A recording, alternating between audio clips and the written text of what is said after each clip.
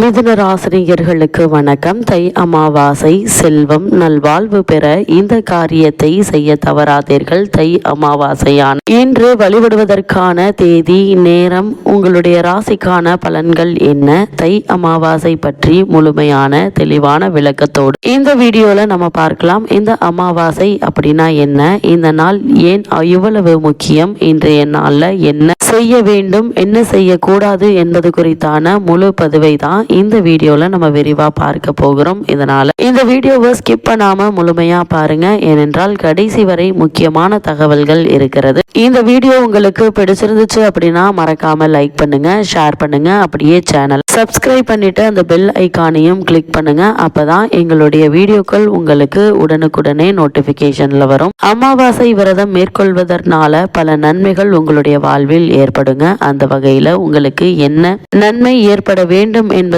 மறக்காம கமெண்ட் பாக்ஸ்ல கமெண்ட் பண்ணுங்க. வாங்க இப்ப வீடியோக்குள்ள போலாம். அமாவாசை என்பது சந்திரன் முழுவதும் தெரியாத நாள். நம் பாரம்பரியத்துல அமாவாசை நாட்கள் அமைதி, சிந்தனை, ஆழமான வழிபாட்டிற்கான நாளாக கருதப்படுகிறது.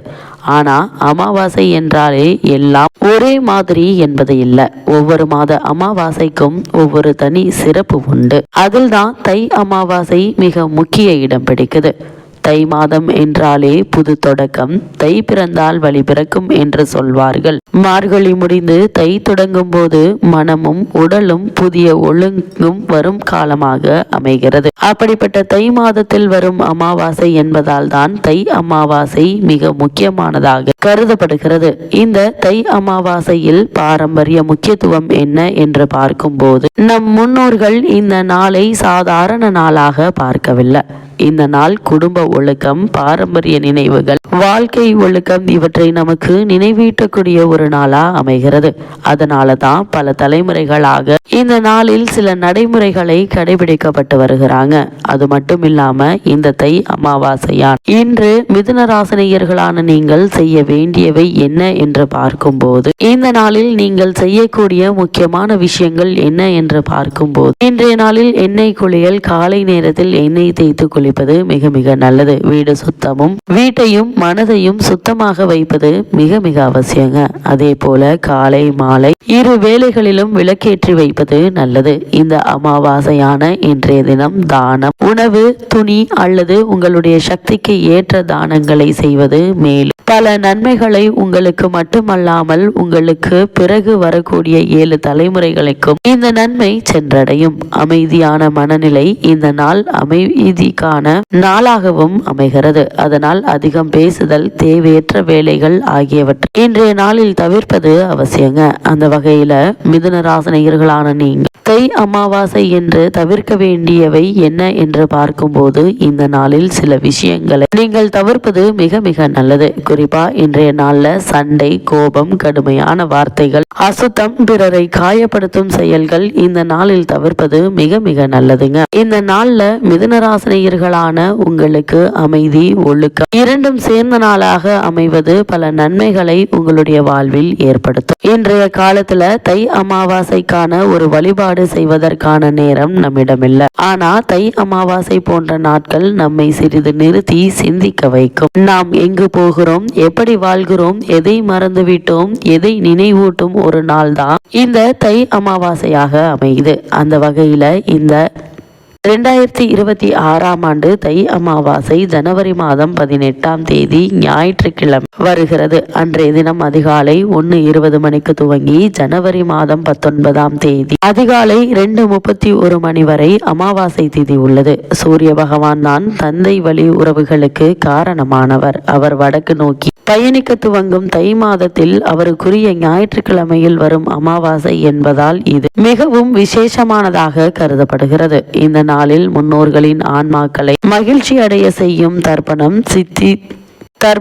திதி, திலகோமம் போன்ற பிண்டதானம் ஆகியவற்றை தவறாமல் செய்ய வேண்டும். இவைகள் முன்னோர்கள் இறந்தபோது செய்யப்படும் சிரார்த்தங்களை புண்ணிய தலங்கள், கடற்கரை, புனித நதிக்கரைகள் ஆகியவற்றில் செய்வதற்கு இணையான பலனை தரும். பலருக்கு தை அமாவாசை நாளில் காசி, ஹரித்வார், திரிவேணி சங்கமம், ராமேஸ்வரம், கன்னியாகுமரி உள்ளிட்ட புனித தலங்களில் முன்னோர்களுக்கு தர்ப்பணம் அளிப்பார்கள். அப்படி புனித தலங்களுக்கு சென்றோ நீர்நிலைகளுக்கு சென்றோ தர்ப்பணம் அளிக்க முடியாத முடியாதவர்கள் வீட்டில் இருந்தபடியே கண்டிப்பாக முன்னோர்களை நினைத்து எள்ளும் நீரும் இறைக்க வேண்டும். இதனால் முன்னோர்களின் ஆசி முழுமையாக உங்களால் பெற முடியும். அமாவாசை என்பது முன்னோர்களை வழிபடுவதற்கான நாள் என சாஸ்திரங்கள் சொல்கின்றன. சமஸ்கிருத வார்த்தையான அமாவாசை என்ற சொல்லிலிருந்து அமா என்றால் ஒன்று சேருதல், வாசை என்றால் வசித்தல் அல்லது வருகை தருதல் என்று பொருள். அதாவது மரணத்திற்கு பிறகு நம்முடைய முன்னோர்கள் பித்ருலோகத்தில் வசிப்பார்கள். தங்களின் பூத உடலை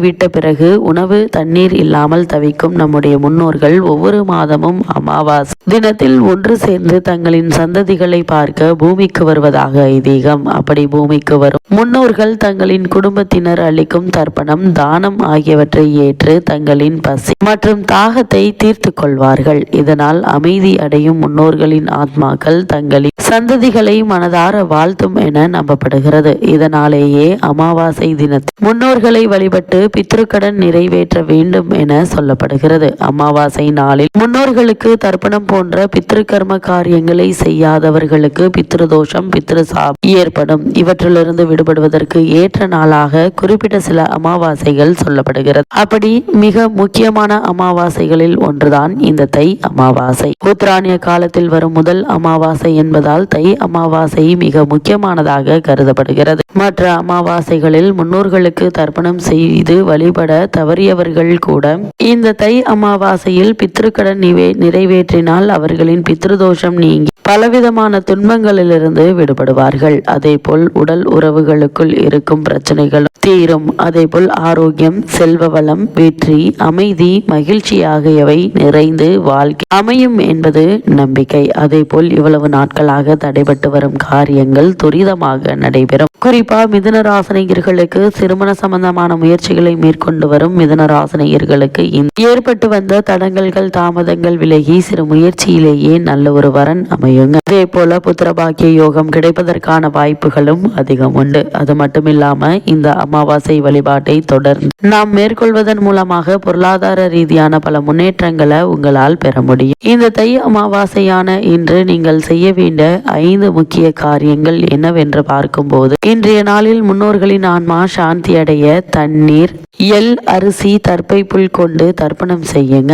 இது பித்ருதோஷங்களை நீக்கி அவர்களின் ஆசைகளை பெற்று தரும். இரண்டாவதாக ராமேஸ்வரம், கன்னியாகுமரி போன்ற புனித தலங்களில் கடலில் நீராடுவது மிகவும் விசேஷம். கர்ம வினைகள் நீங்கி மன தூய்மை கிடைக்கும். மூன்றாவதாக ஏழைகளுக்கும் வயதானவர்களுக்கும் உணவளிப்பது, உடைகள், அத்தியாவசிய பொருட்களை வாங்குவது மிகுந்த புண்ணியத்தை தரும். நான்காவதாக இந்த நாளில் விரதமிருந்து தியானம் செய்து முன்னோர்களை மனதார நினைத்து வழிபட வேண்டும். பூசணிக்காய் போன்ற காய்கறிகளை சமைத்து படையலிடலாம். ஐந்தாவதாக தை அமாவாசையில் தொடங்கும் காரியங்கள் வெற்றி பெறும் என்பது நம்பிக்கை. பூமி, நகை, பணம் சார்ந்த விஷயங்களை தொடங்க இந்த நாள் மிக உகந்த நாளாக அமைகிறது. அதேபோல் இன்றைய நாளில் செய்யக்கூடாத சில 5 காரியங்கள் என்ன என்று பார்க்கும்போது, அவற்றில் அமாவாசை என்று வாசல் கோலமிடக்கூடாது, காகத்திற்கு உணவு வைக்காமல் இருக்கக்கூடாது, தலைமுடி வெட்டுதல், நகம் வெட்டுதல் போன்றவற்றை தவிர்க்க வேண்டும். மது, மாமிசம் போன்றவற்றை உண்பதை தவிர்க்க வேண்டும். இவ்வாறு செய்வதன் காரணமாக மேசராசினியர்களான உங்களுடைய வாழ்வில் என்ன மாதிரியான இன்னல்களை எத்தனை வருடங்களாக சந்தித்து வந்தாலும் அவை அனைத்துமே நிவர்த்தியாகி உங்களுடைய வாழ்வில் நல்வாழ்வு ஏற்படும்